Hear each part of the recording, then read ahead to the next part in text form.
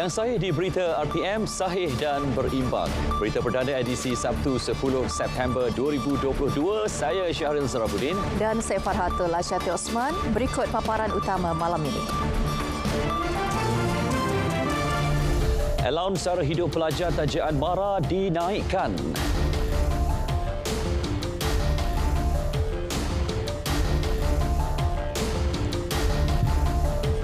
Mesyuarat khas hadapi banjir Isnin ini.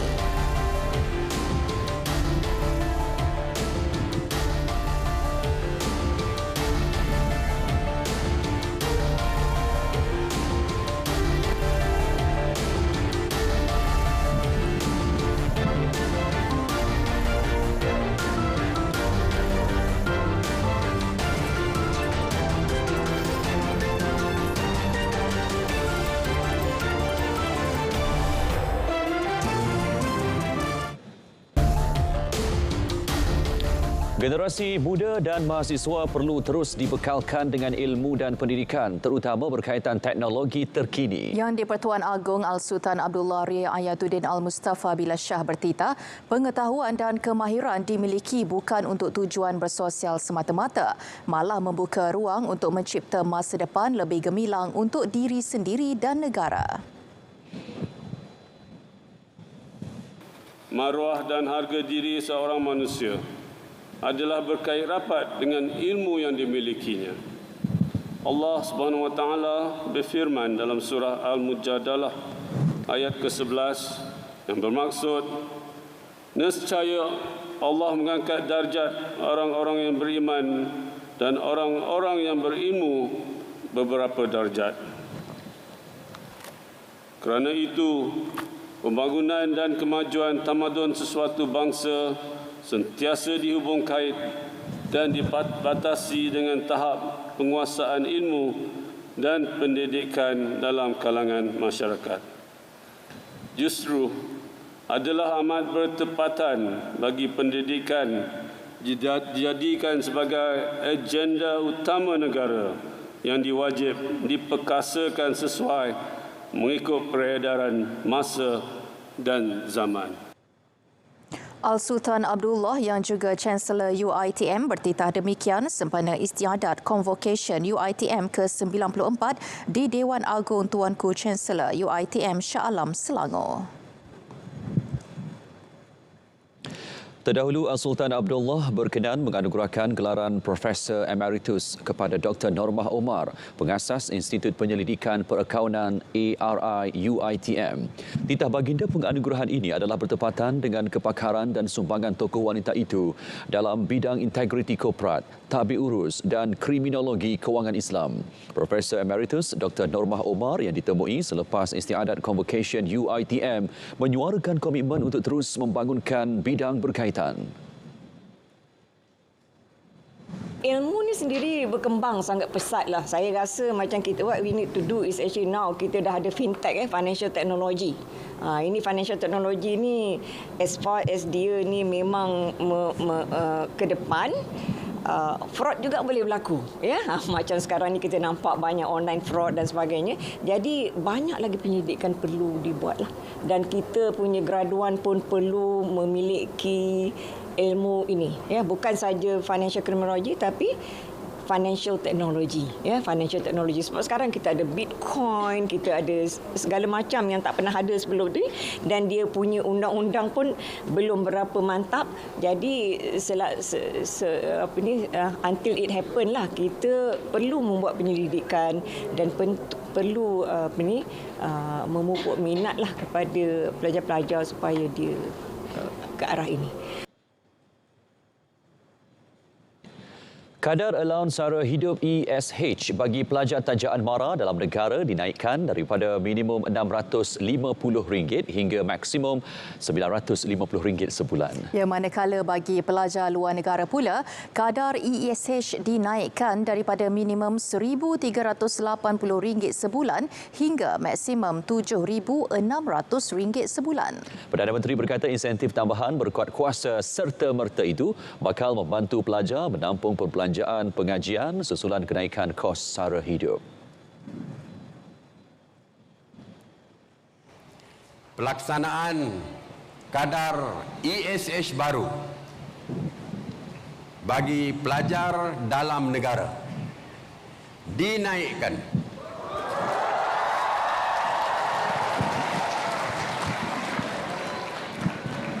Untuk dalam negara, ya, dinaikkan minimum RM650.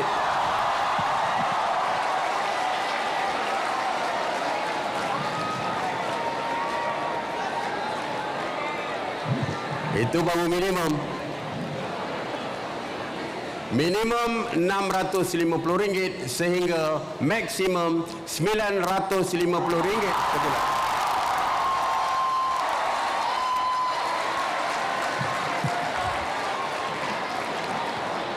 Bagi bidang pengajian bermula daripada peringkat diploma sehingga doktor falsafah dan profesional. Bagi pelajar luar, ya, allowance dinaikkan untuk setiap bulan sebanyak minimum 1,380 sehingga 7,600 bermula daripada peringkat pengajian ijazah sarjana muda sehingga peringkat doktor falsafah dan peringkat profesional. Dalam pada itu, beliau memaklumkan kadar allowance sara hidup ESH bagi pelajar tajaan Jabatan Perkhidmatan Awam JPA sedang disemak semula. Dalam proses. Sebab saya beritahu, jangan ada perbezaan sangatlah.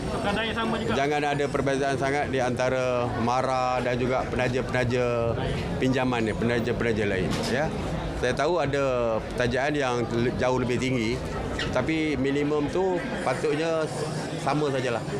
Jadi sekarang ni JPA akan selaraskan. JPA akan selaraskan dengan pelajar tajaan lain sekali supaya kita come out dengan rate yang hampir sama lah, seluruh tajaan. Alright. Ini pula susulan ramalan banjir besar yang dijangka melanda beberapa negeri di Semenanjung pada November ini. Perdana Menteri berkata mesyuarat khas akan diadakan pada Isnin ini melibatkan wakil kerajaan negeri selain semua agensi dan pihak terlibat. Ini bagi memastikan persediaan awal dilaksana untuk menghadapi kemungkinan bencana alam itu. Kesiapsiagaan perlu meliputi pusat pemindahan, bekalan makanan, logistik dan pengangkutan. Setengah negeri bersedia, setengah negeri yang tak biasa menghadapi banjir tak bersedia. Jadi akhirnya berlaku seperti yang telah berlaku dululah, terutamanya di Selangor dan sebagainya. Senak kali ini semua bersedia, bukan setakat di peringkat persekutuan, tapi banjir ini sampai ke peringkat daerah pun mesti ready sejak awal lagi. Pusat pembinaan banjir dah ada, dari segi stok makanan pun dah ready. Jadi dari segi peralatan untuk mengangkut, untuk perpindahan pun dah ready. Kalau boleh semua dah ready sebelum berlaku apa-apa.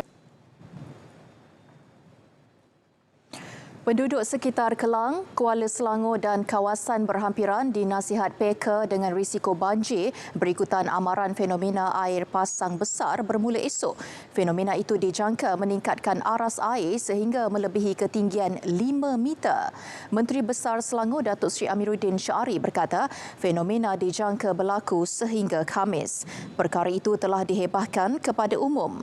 Beberapa langkah jangka masa pendek akan dilaksanakan kerajaan negeri. Ini termasuk menambah jumlah pam bagi mempercepatkan aliran keluar air. Sasar peningkatan penyertaan usahawan tempatan dalam setiap platform ekonomi digital negara. Menteri Komunikasi dan Multimedia Tan Sri Anwar Musa menekankan perkara itu bagi melonjak kemajuan usahawan di Malaysia. Tegas beliau, Perbadanan Ekonomi Digital Malaysia (MDEC) berperanan bagi mencapai matlamat tersebut. Kita baru lancarkan harta jualan murah, kita buat jualan murah yang berasaskan kepada konsep digitalisation. Kerajaan dah buat rancangan jualan murah keluarga Malaysia. Sekarang kita adakan jualan murah keluarga Malaysia di dagang. Di mana kalau kita ada usahawan-usahawan nak masuk dalam platform e-commerce, ya, Kadang-kadang mestilah kena ada latihan, kadang-kadang kena bayar fee dulu kepada Lazada, kepada Shopee dan sebagainya. Dan kadang-kadang platform e-dagang yang berkebekalan di luar negara ni dah jadi giant. Kita yang jadikan dia giant. Kita ada juga platform-platform lokal. Saya kata bawa sekali. Jangan pakai 3-4 yang itu saja. Bawa sekali. Dan orang yang nak masuk berniaga melalui platform itu, daripada kena bayar tadi, kita subsidiskan. Bila bercakap kepada media pada jelajah Saya Digital Sembang Santai Keluarga Malaysia at Putatan, Sabah. Beri manfaat besar khusus kepada mahasiswa golongan B40. Program Peranti Siswa Keluarga Malaysia memberi peluang kepada mereka mengikuti pembelajaran dengan penggunaan teknologi digital sekaligus memudahkan proses pembelajaran. Wartawan Tina Rama menyelami rasa syukur penerima Peranti Siswa Keluarga Malaysia. Tidak perlu lagi meminjam peranti rakan atau ke pusat internet.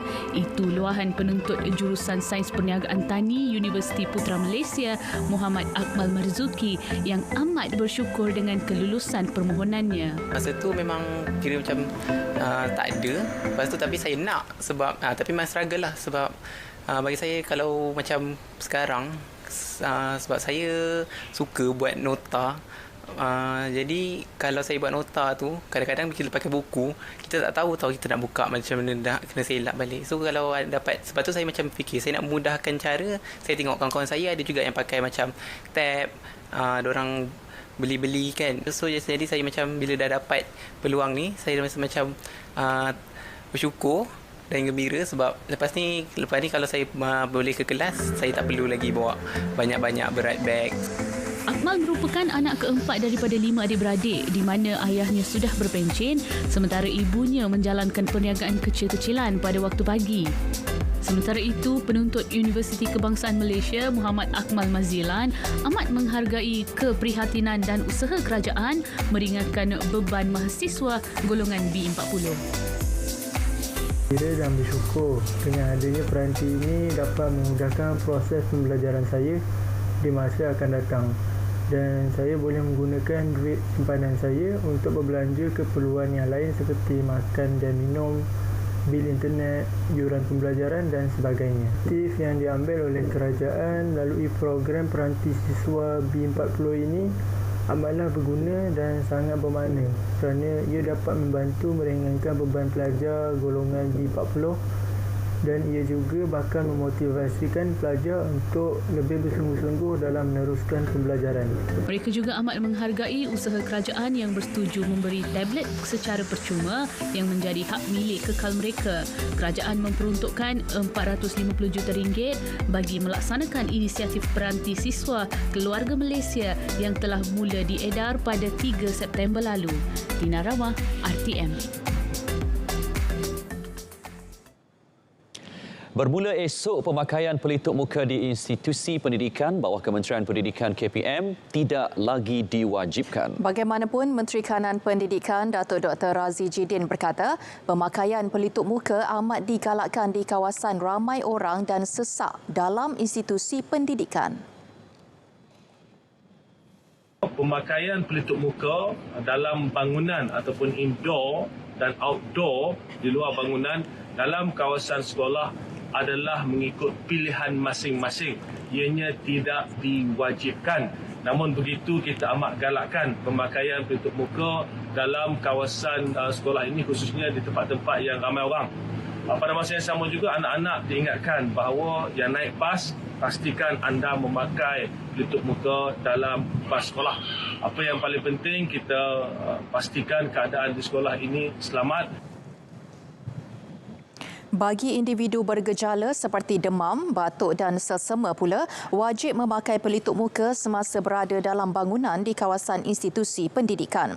Sementara di luar bangunan, pemakaiannya amat digalakkan. Bagi individu yang dikesan positif COVID-19 semasa berada di institusi pendidikan atau asrama, mereka wajib memakai pelitup muka semasa dirujuk ke Pusat Penilaian COVID-19 CAC atau fasiliti kesihatan.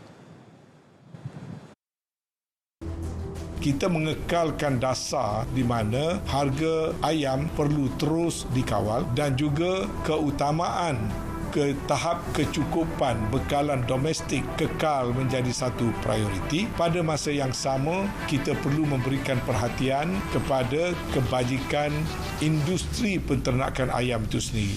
Artinya pengeluar-pengeluar terus aktif mengeluarkan sejumlah ayam yang tertentu di mana keperluan domestik pada masa ini memerlukan pada kira-kira 69 juta ekor ayam pada setiap bulan bagi keperluan domestik.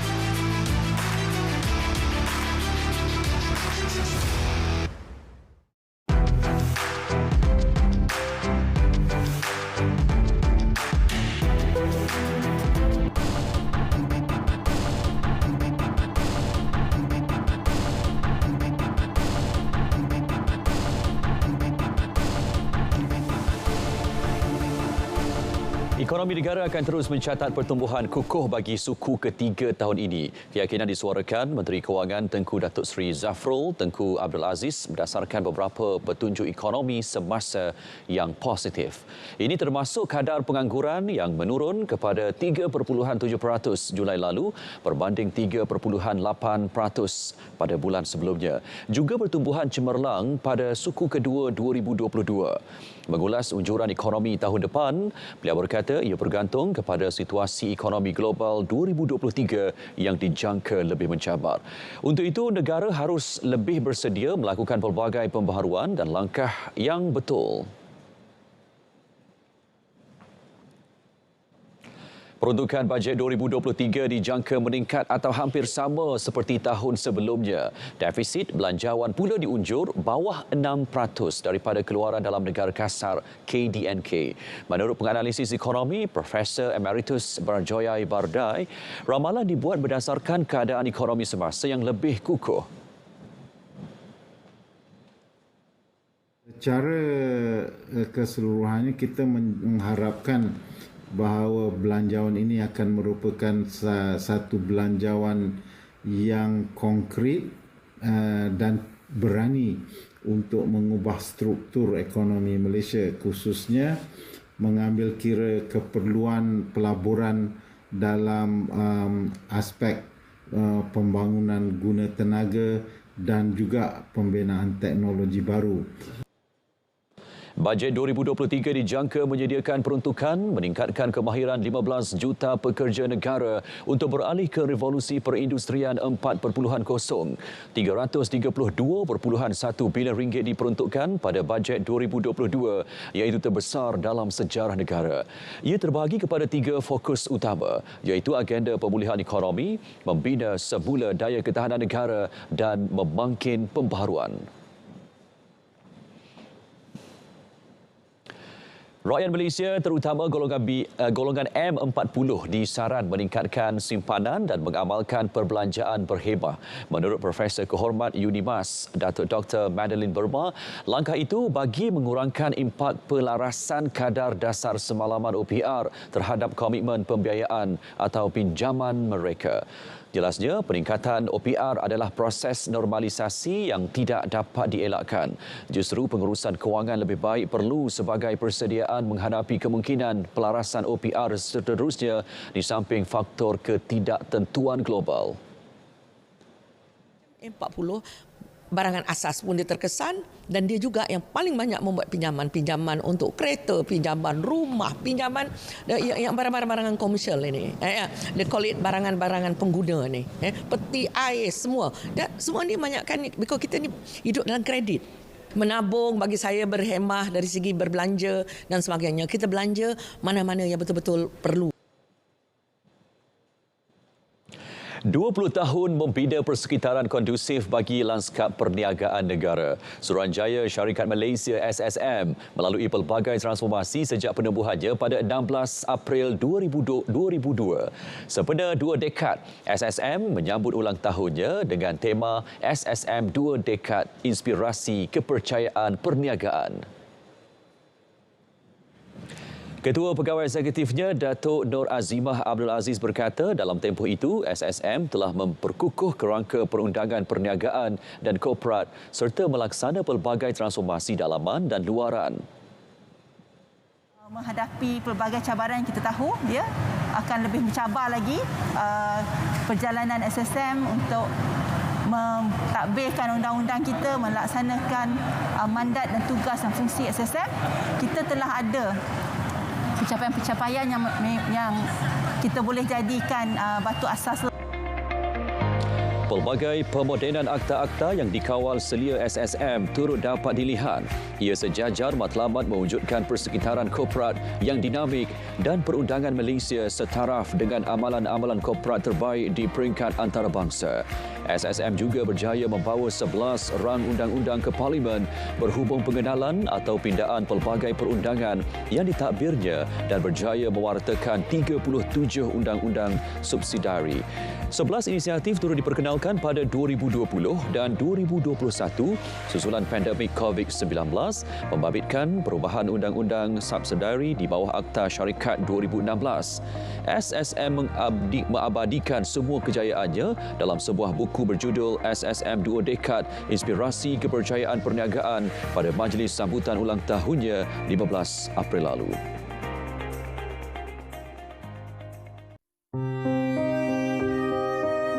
Mak ingat tak masa kita susah dulu? Kena halau dari rumah sebab tak mampu bayar sewa. Sedih kan masa tu, Mak? Tak apalah, Ros. Setiap ujian tu pasti ada hikmah di sebaliknya. Yang penting kita sabar. Memang dari dulu lagi impian Ros nak tengok Mak happy bila punya rumah baru. Mak dah selesa dah menyewakan rumah flat kita tu. Lagipun rumah ni cantik, luas, mesti mahal. Nanti bolehlah Mak masak dengan selesa kat rumah baru. Surau, ruang rekreasi, makin bermumbung lagi. Rumah ni ada 3 bilik tidur dengan 2 bilik air tau. Harap-harap Mak sukalah. Wah, besarnya Ros rumah ni.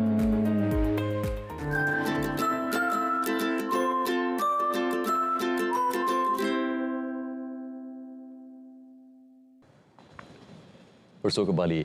Tepat 9 malam ini bakal berlangsungnya pertandingan seni warisan Bongai Anjuran Negeri FM. Ya, untuk perkembangan di lokasi kita akan langsung bersama Nora Syikin Harun. Silakan Syikin. Terima kasih. Bagi mengangkat martabat seni warisan budaya di Negeri Sembilan, Negeri FM menganjurkan pertandingan seni warisan Bongai yang akan disiarkan menerusi TV2 pada pukul 9 malam ini.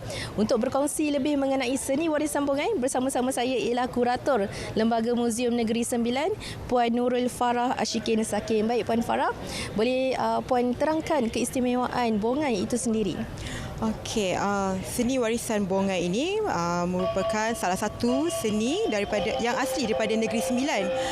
Ianya juga merupakan elemen kesenian dalam adat Perpati. Jadi yang kita dapat lihat bila apa fungsi Bongai ini juga, ianya adalah salah satu hiburan semasa kita melakukan kenduri, majlis keramaian, majlis perkahwinan. Dekat situ ianya dapat mengeratkan lagi hubungan persaudaraan secara khususnya dan secara umumnya dalam masyarakat itu sendiri dapat mengeratkan lagi keharmonian lah. Puan Farah, bagaimana Lembaga Muzium Negeri Sembilan melihat usaha RTM dalam mengangkat semula martabat seni warisan budaya di negara kita, khususnya kepada generasi muda sekarang? Okey, bagi pihak Lembaga Muzium Negeri Sembilan melihat usaha murni pihak RTM ini dalam mengajukan pertandingan ini, ianya melibatkan daripada kalangan pelajar sekolah kan.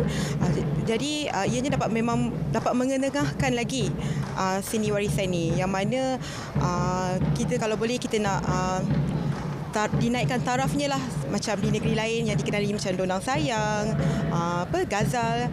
Jadi Bongai ni perlu diketengahkan dari awal peringkat pelajar lagi.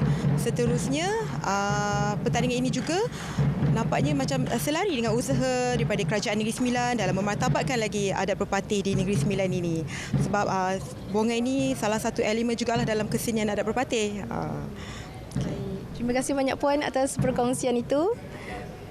Baik, sekian dahulu langsung dari auditorium Tunku Puan Cik di Kompleks Penyiaran Tuanku Muhammad. Kembali ke Angkasa Puri, silakan. Baik, terima kasih Syikin. Kita ke perkembangan berikutnya. Ronggeng pernah menjadi aktiviti sosial di majlis rasmi dengan melibatkan pembesar negara selain tetamu dan duta asing. Tanpa gerakan khusus, tidak mustahil apabila ia yang dipadankan dengan gabungan alunan muzik Nusantara mudah diterima masyarakat. Sebenarnya Hari Malaysia, wartawan Jalberta Robert meneroka keindahan khazanah seni Ronggeng.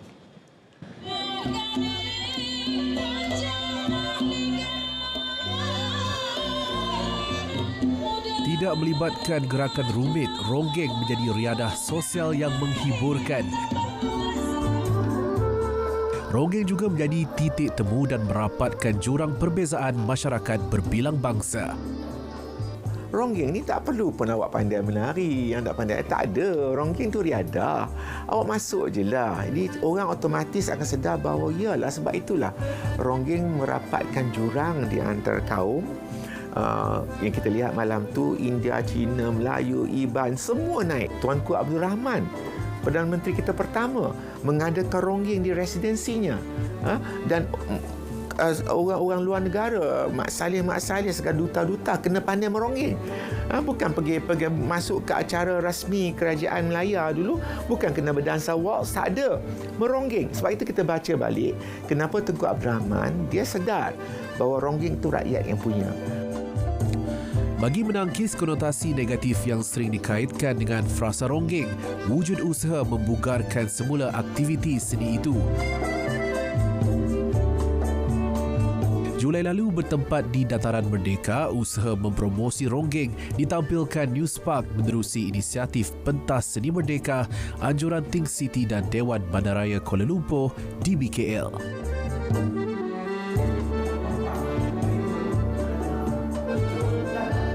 Sama ada berjersi ke stadium ataupun bertanjak ke pawagam, semangat patriotik dapat diterjemah menerusi lensa seni dan budaya. Usaha Nuspark dalam membugarkan kembali khazanah seni ronggeng Melayu wajar dipuji agar ia tidak lenyap di telan zaman dan mampu dihayati generasi akan datang. Jalberta Robert, RTM.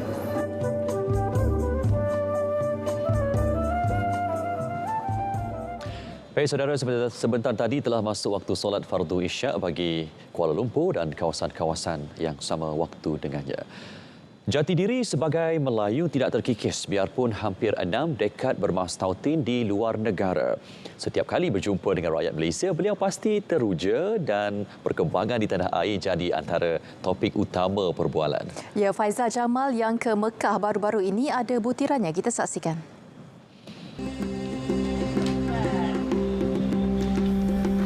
Cik Saudah Abdul Hamid dari Al-Usta ke Tanah Suci pada tahun 1963 untuk menemani datuknya menunaikan haji. Ketika itu, beliau baru berusia 17 tahun. Kehidupannya berubah sebaik tamat musim haji apabila dijodohkan dengan suaminya yang juga rakyat Malaysia yang bermastautin di sana. Duk kata boleh hang duduk sini, boleh. Saya kata, macam tak apa lah. Pokoknya tu ada kawan dah dia daripada Malaysia lagi, kawan dia, keluarga dia. Dia baik, tak apa tu bagi hang nikah duduk sini no. Allah. Nikah dengan siapa tu? Orang kita nah. Tu tak tengok macam mana rupa. Tak tengok macam mana rupa. Tu kita tanya balik tu. Orang apa tu? Orang Melayu kita lah. Tidak mahu identiti diri terhakis, semua 6 anaknya diajar adab dan budaya Melayu. Beliau akui ia tidak sukar dilaksana memandangkan ramai rakyat Malaysia ke Tanah Suci. Mula anak tak faham Melayu. Sama kita cakap macam biasa lah.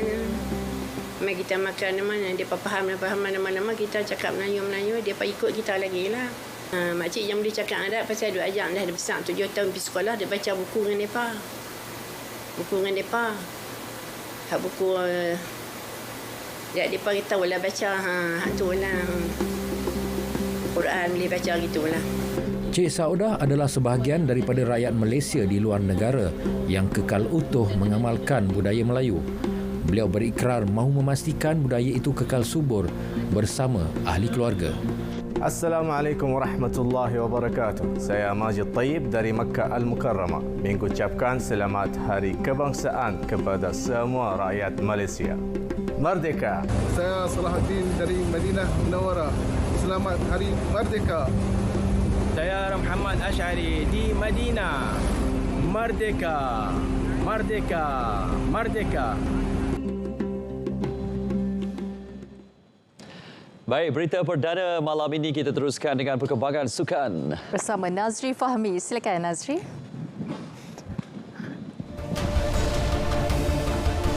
Trofi Piala FA milik siapa? Alcaraz dan Ruud berentap di pentas final.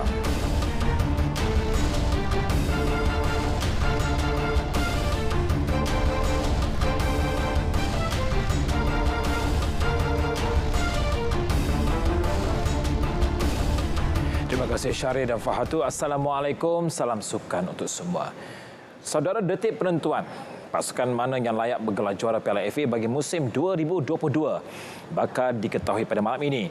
Kurang lebih setengah jam sebelum pertarungan di antara JDT dan Terengganu FC bermula 9 malam nanti, debaran sudah pastinya kian terasa bagi penyokong untuk kedua-dua pasukan, tidak kira menonton di rumah ataupun hadir di Stadium Nasional Bukit Jalil. Bagi merasai suasana panas sebelum sepak mula, kita bersama dengan wartawan Muhammad Zamri Suharani secara langsung di lokasi. Silakan Zamri. Baik, terima kasih Nazri. Seperti penonton di rumah boleh saksikan, beginilah suasana di dalam Stadium Nasional Bukit Jalil ketika ini. Diwarnai dengan jersey warna putih hitam dan juga biru merah, masing-masing mewakili skuad penyu dan juara bertahan Liga Super Harimau Selatan. Kedua-dua penyokong pasukan telah mula memasuki stadium apabila pintu gate dibuka pada pukul 5 petang tadi. Dan cuaca di Bukit Jalil alhamdulillah ketika ini berada dalam keadaan baik, walaupun petang tadi hujan renyai turun sebentar. Saya difahamkan ada gimik persembahan yang dibawakan oleh pos laju dan acara membawa trofi kejuaraan. Gimik sebelum perlawanan itu penonton boleh saksikan di TV Sukan dan TV OK RTM. Baik, sedikit info yang boleh saya kongsikan kepada penonton di rumah. JDT kali pertama menjulang Piala FA pada 2016 di bawah kendalian Mario Gomez. Berdasarkan statistik, JDT dilihat sebagai pasukan pilihan pada malam ini kerana berdasarkan prestasi semasa liga dan juga barisan pemain. Sudah tentu, trofi pada malam ini adalah penting buat JDT jika bercita-cita untuk melakar sejarah dengan hat-trick kejuaraan Liga Malaysia. Namun, Terengganu juga tidak boleh dipandang rendah. Berdasarkan rekod semasa skuad kendalian Napuzin Zain sudah mencatat 4 kemenangan berturut-turut termasuk membelasah Melaka United 5-0 minggu lalu. Adakah penantian 12 tahun skuad penyu berakhir pada malam ini? Semuanya bakal terjawab selepas tamat 90 minit masa perlawanan yang penonton boleh saksikan atau boleh ikuti di saluran TV Sukan dan TV OK. Saya kira itu saja dulu yang boleh saya kongsikan dari Stadium Nasional Bukit Jalil. Kembali kepada Nazri di Angkasa Puri. Baik, terima kasih Zamri. Masih lagi dengan perkembangan bola sepak, Negeri Sembilan FC, NSFC kembali memberi tekanan ke atas Sabah FC di taga kedua Liga Super selepas berjaya mengutip 3 mata penuh dengan menewaskan Sarawak United FC 3-2 di Stadium Tuanku Abdul Rahman Parai semalam. Beraksi dalam hujan pada awal permainan, Negeri Sembilan terlebih dahulu membuka tirai jaringan pada minit ke-17 selepas Gustavo Almeida dos Santos menanduk masuk sepakan sudut Cik Rashid Cik Halim. Sarawak United bagaimanapun berjaya menyamakan kedudukan menerusi tandukan pemain pertahanan Raja Imran Shah Raja Amin pada minit ke-30. Babak kedua menyaksikan tuan rumah kembali mendahului menerusi jaringan Dos Santos pada minit ke-66 sebelum skuad Hobing Jang Hobing itu melebarkan kelebihan 3-1 hasil jaringan Leandro pada minit ke-79. Sarawak United cuba merapatkan jurang gol selepas pemain simpanan Nur Syahmi Izwan Amin berjaya meledak gol pada minit ke-85, namun kedudukan kekal sehingga tamat permainan. Keputusan itu menyaksikan Negeri Sembilan kini di tangga ketiga Liga dengan 35 mata hasil 18 perlawanan, 1 mata di belakang Sabah yang beraksi kurang 1 perlawanan. Manakala Sarawak United pula kekal di tangga kedua terbawah dengan 14 mata. Sementara itu, satu lagi perlawanan menyaksikan Kedah Darul Aman FC berpesta gol menundukkan tuan rumah Melaka United 3-0 di laman sendiri. Dalam aksi di Stadium Hang Jebat itu, Melaka United yang turun tanpa beberapa pemain utama dan pemain import mula dibolosi pasukan pelawat menerusi jaringan Mahmud Al-Mardi pada minit ke-13. Kedah terus mengasak ke kubu Melaka United di babak kedua dan berjaya menambah gol menerusi Faiz Zulkifli pada minit ke-83 sebelum Mahmud sekali lagi meledak jaringan pada lewat permainan. Kekalahan itu menyaksikan Melaka kini berada di tangga ke-9 dengan 17 mata, manakala Kedah pula naik ke tangga ke-5 Liga Super dengan 24 mata. Kekalahan ketiga berturut-turut itu jelas mengecewakan pengendali Melaka United Muhammad Asri Ninggal. Jelasnya ketiadaan pemain utama akibat kecederaan telah memberi kesan kepada corak permainan pasukannya yang dilihat kekurangan idea dan kreativiti dalam mencipta peluang menjadikan gol. Malam ni kita banyak keturun local players dan juga ada 2-3 orang budak under 21. I think dia orang main okey, cuma macam saya cakap lah, bila tak ada the best players tu, creativity di tengah dan juga di striker tu tak nampak sangat lah. So bila kita bertahan, tapi bila kita menyerang, serangan kita tu tak sudah dengan satu putusan yang positif. Jadi bola keep coming balik, lepas tu mungkin defend tak tahan dan kita dibolusi dengan 3 gol. Sementara itu, Ketua Jurulatih Kedah Aidil Syahrin Sahab melontarkan pujian terhadap pemainnya yang beraksi mengikut perancangan sehingga berjaya mengutip 3 mata. We had a few chances to put it in, but I think that's football. I have to accept it, and we could have scored more, but I still salute my players for giving their best. Of course, I knew they want to score, but it's just unfortunate some chances they given, they didn't nail it and didn't took it. But the most important is 3 points for us tonight. The objective that we got it. Perlawanan akhir Piala FA 2022. Pertembungan epik dua pasukan gergasi bola sepak Malaysia kini bersedia menggegar aksi perlawanan bagi mengakhiri kemarau kejuaraan. Campur itu di bahagian belakang. Tapi itu dia. Siaran langsung Sabtu 10 September. Terengganu FC bertemu Johor Darul Ta'zim 8 malam di saluran OK dan saluran sukan RTM. Juga boleh disaksikan secara penstreaman langsung di RTM Klik.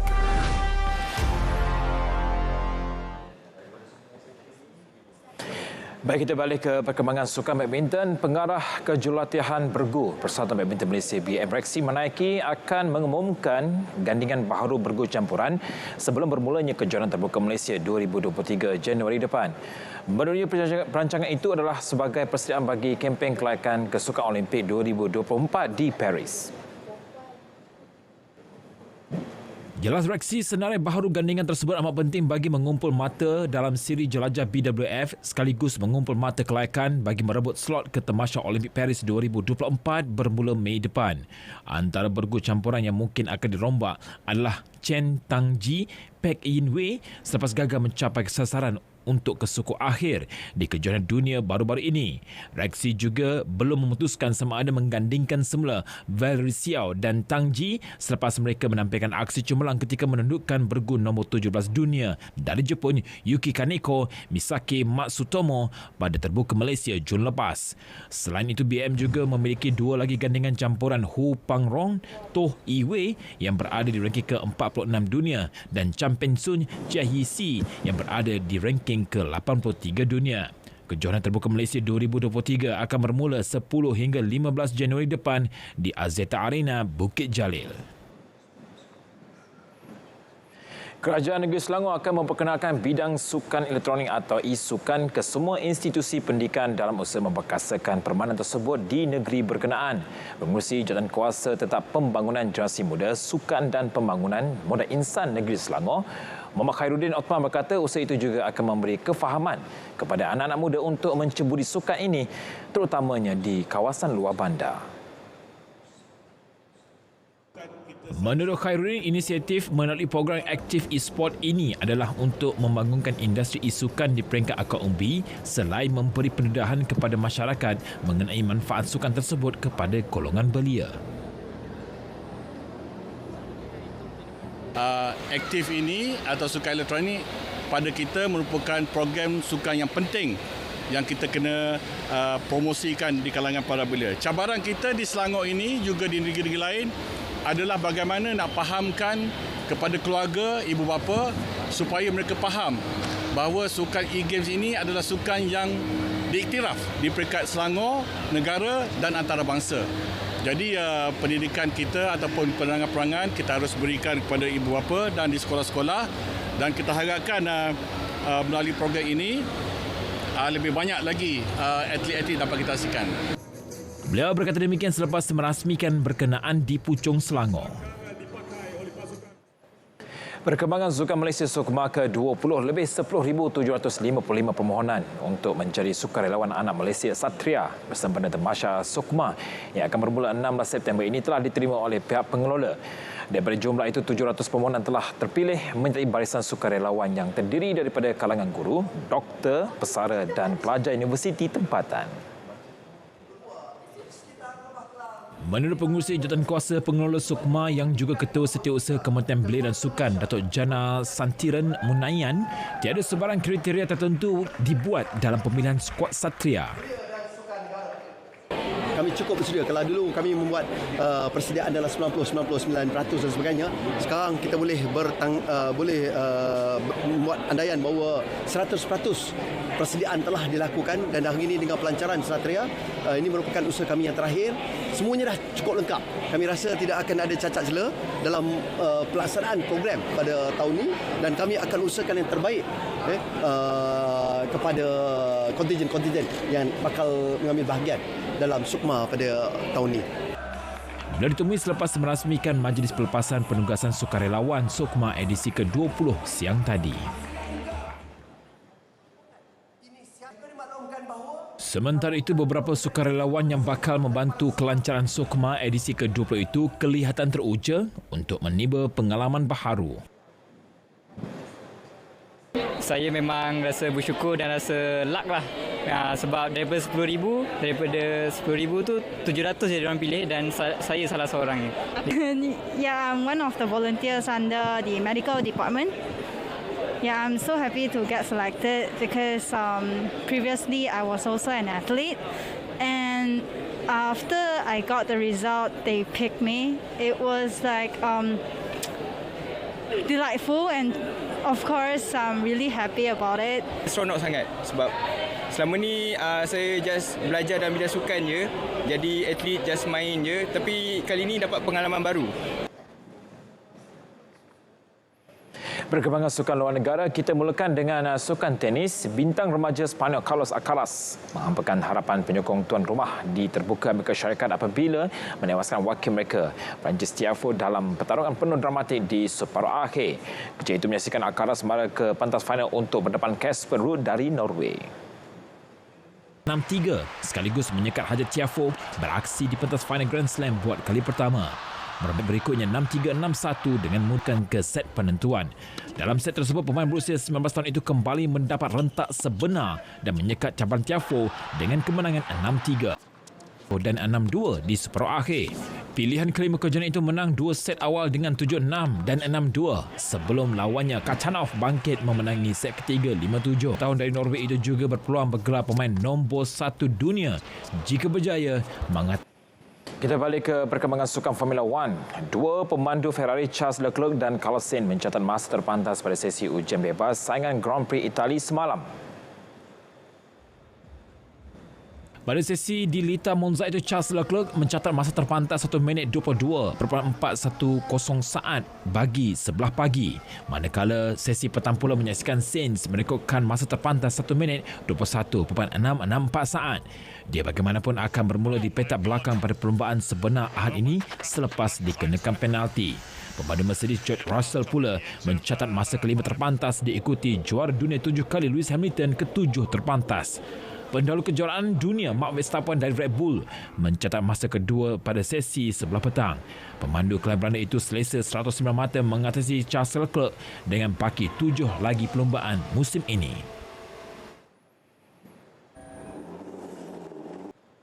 Paparan itu mengakhiri edisi Sukan 10 September 2022. Saudara saksikan kegemilangan Sukan Malaysia SUKMA ke-20 bermula 16 September ini. Hanya di RTM sebagai rakan penyiar rasmi #Demi Malaysia. Saya Nazif Ahmad Syukri.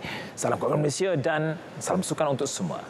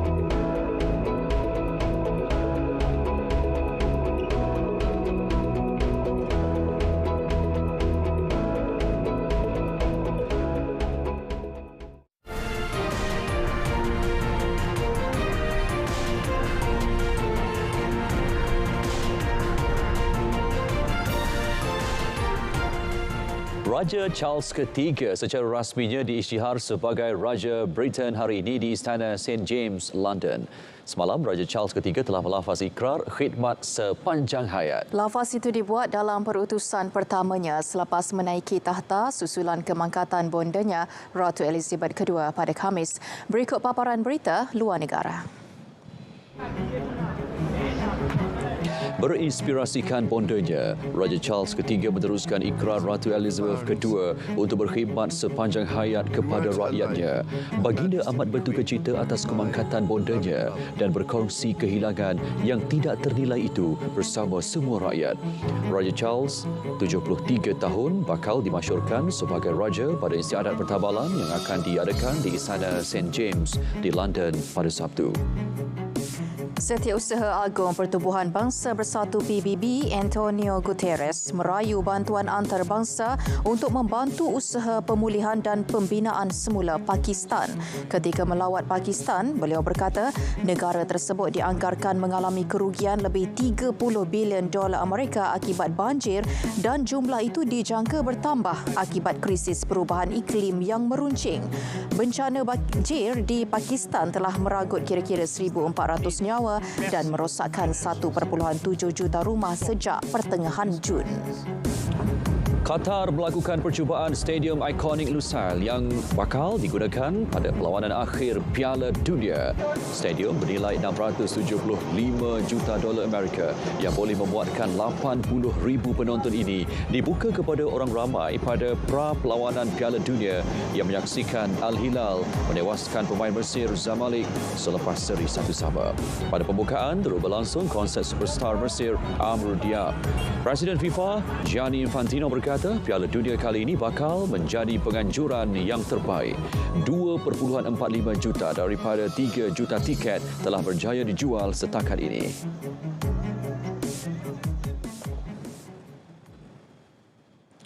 Keindahan Tasik Kenyir bukan lagi rahsia. Selain terkenal dengan keluasan dan keindahan alam sebelum jadi, komuniti gajah di lokasi itu turut jadi keunikan. Ya, ronda-ronda keluarga Malaysia kali ini berkongsikan antara pengalaman menarik yang dapat dilakukan bakal pengunjung. Kita saksikan.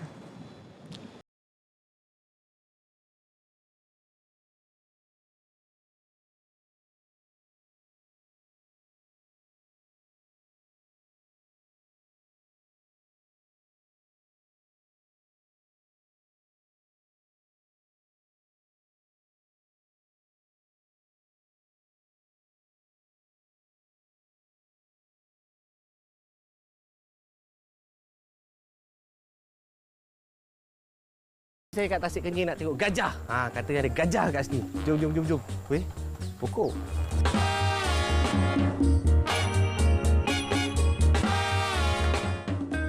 Perkampungan Pemeliharaan Gajah Kenyir KECV adalah salah satu tarikan pengunjung.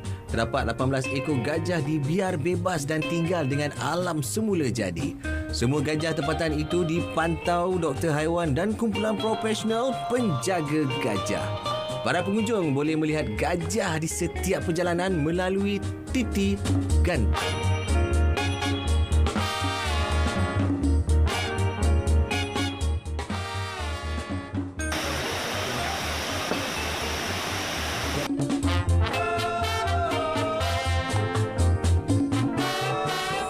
Tak tahu berapa banyak menara lagi nak lalu. Ni dah menara yang keempat. Nak tengok gajah, kata ada gajah mandi kan. Sana tak ada gajah, sana ada gajah.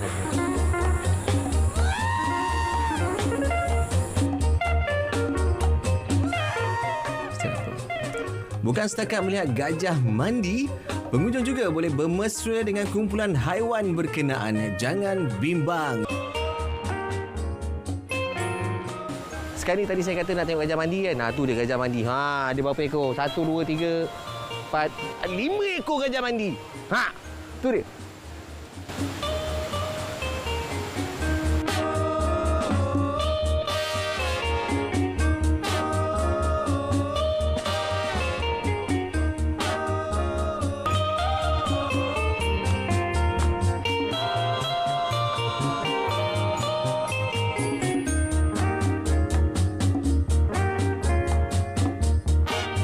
Bang, kat sini bang, macam pengunjung boleh tangkap gambar, pegang dia juga. Kat sini memang boleh tangkap gambar. Area ni pun area untuk mandi gajah lah. Mandi gajah? Mandi gajah. Berapa kali sehari dia mandi? Dalam sehari dia mandi buat dalam 4 ataupun 5 kali saja. 4-5 kali. So, kat sini berapa ekor gajah ada? Di sini sebanyak 18 ekor gajah ada kat sini. Nama dia apa bang? Nama dia Jambu. Jambu? Betina. Jambu. Kam Jambu. Alah sini lah Jambu. Baiklah. Nama dia Jambu.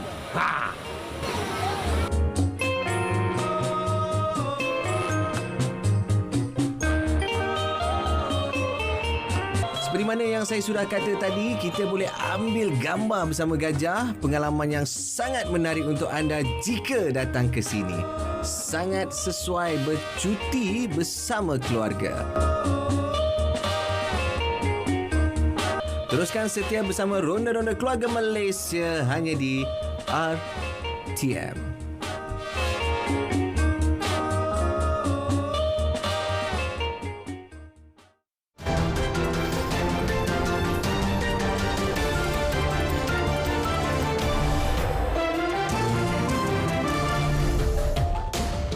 Baik, kami nak kongsikan macam-macam pengalaman pekerjaan perkhidmatan e-hailing ni. Ya, yang terbaru ni Syaril, rider terima tempahan untuk hantar haiwan eksotik. Macam-macam Jom kita saksikan dalam hashtag malam ini. Ini dia, bukan tempahan biasa tetapi tempahan menghantar seekor biawak. Seorang penunggang perkhidmatan e-hailing di Indonesia, Heru Kurniawan, menerima tempahan tersebut secara luar talian oleh seorang penduduk berhampiran warung yang disinggah untuk berehat.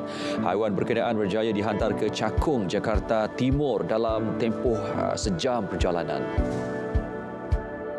Sepasukan doktor di Brazil berjaya mengeluarkan tumor gergasi seberat 45 kg.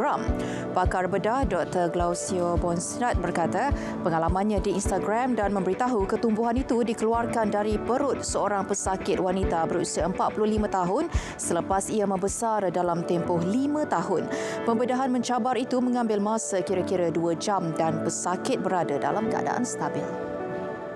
Baik, ini pula kemunculan 5 titik cahaya berwarna hijau yang kelihatan di utara Austin, Texas, Amerika Syarikat baru-baru ini menjadi tanda tanya. Ramai penduduk berjaya merakam cahaya yang bergerak secara berkumpulan di langit sekitar kawasan mereka berhampiran Brushy Creek. Bagaimanapun, ramai berpendapat kumpulan cahaya tersebut kemungkinan sejenis pesawat tanpa pemandu UAV dan tiada kaitan dengan sebarang makhluk asing atau UFO. Baik, berita perdana 10 September 2022 berakhir di sini. Jangan lupa saksikan final Piala FA JDT menentang TFC di saluran sukan RTM dan saluran OK. Ya, dapatkan perkembangan sahih sepanjang masa melalui portal berita.rtm.gov.my. Semarakkan sambutan Bulan Kebangsaan dan marilah kita sama-sama kibarkan jalur gemilang. Ya, Assalamualaikum. Dan salam keluarga Malaysia.